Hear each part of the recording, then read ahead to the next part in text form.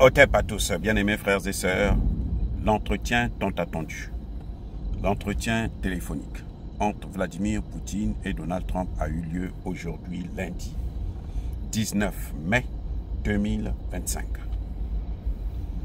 Les deux hommes se sont entretenus pendant plus de 2 heures.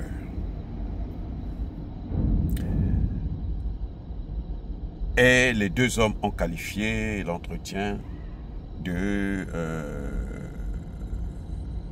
correct, de ouvert, de constructif. Ça, c'est la diplomatie. Hein, les amis, ça c'est la diplomatie, ce n'est que la diplomatie. À la rigueur, on s'en fout un peu. Mais ce qui est important, c'est le fond. Hein, ça, c'est sur la forme. Très bien. Dans le fond, qu'est-ce que ça apporte à l'Ukraine? Qu'est-ce que ça apporte à la Russie? Qu'est-ce que ça apporte au monde? Qu'est-ce qui va changer maintenant? En fait, le plus important, comme je le disais tout à l'heure, c'est que les deux hommes sont tombés d'accord, pratiquement, sur toutes les revendications de la Russie. Trump ne peut pas imposer la paix à la Russie. Écoutez-moi bien, que ce soit bien clair. Trump ne peut pas imposer la paix à Poutine. Non. Parce que c'est Trump lui-même. Ce sont les Américains qui sont à l'origine de cette guerre. Ils ont voulu balkaniser la Russie. Ils n'ont pas pu. Et Poutine le sait. Poutine le sait. Ce sont les Occidentaux, y compris les États-Unis, qui ont empêché à ce qu'ils puissent avoir des accords en 2022, avril 2022. Ce sont eux qui ont stoppé les négociations. Ils étaient déjà prêts à arriver à un accord. Cette guerre devrait être arrêtée depuis longtemps. Quand ils ont négocié avec l'Ukraine, Français et Américains ont demandé plutôt à Poutine de faire preuve de bonne volonté. Ils lui ont demandé donc, retire tes troupes de Kiev. Comme ça, nous allons voir que tu as la volonté d'aller vers la paix, de négocier. C'est ce que Poutine a fait. Le lendemain même, les mêmes Occidentaux, l'OTAN a envoyé le Premier ministre anglais de l'époque pour qu'il aille dire à Zelensky de ne pas signer ces accords de paix.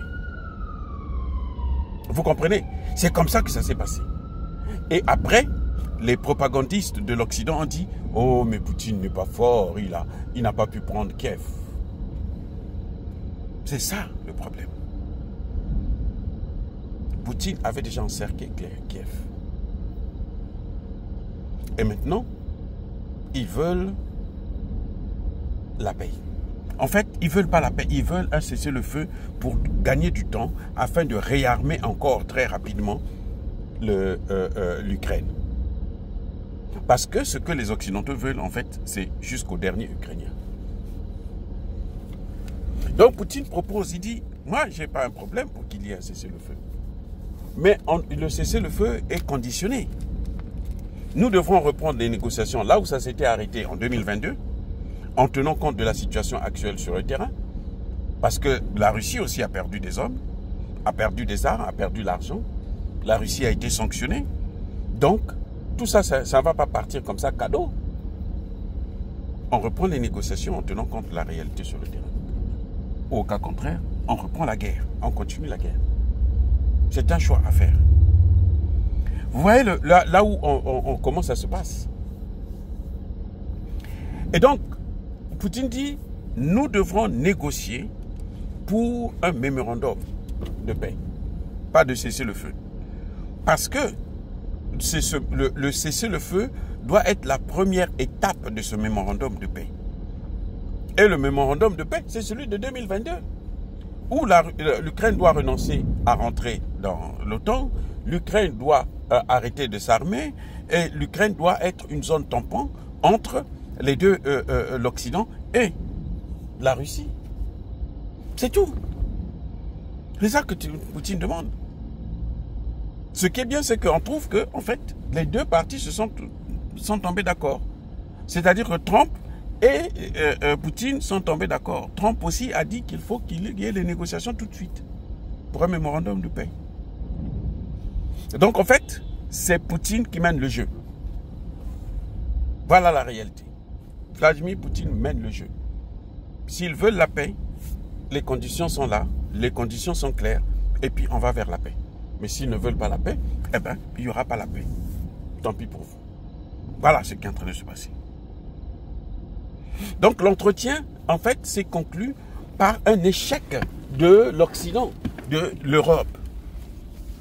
Et cette façon, la pensée je pense que Trump maintenant commence à devenir réaliste. Que l'Amérique n'est plus ce qu'elle était hier.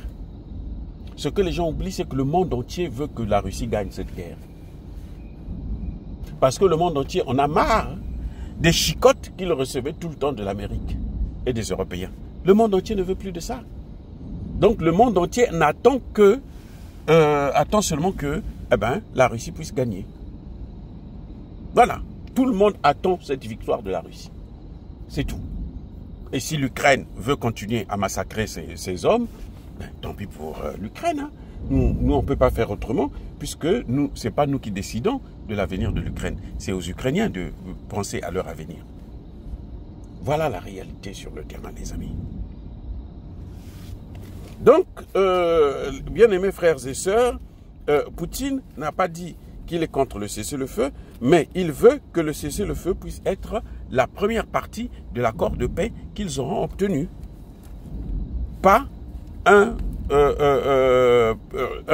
temps mort où ils vont profiter pour remettre les choses en marche, pour relancer la guerre, rééquiper l'Ukraine. Voilà, en réalité, ce qui est en train de se passer. Soyez bénis, les gars.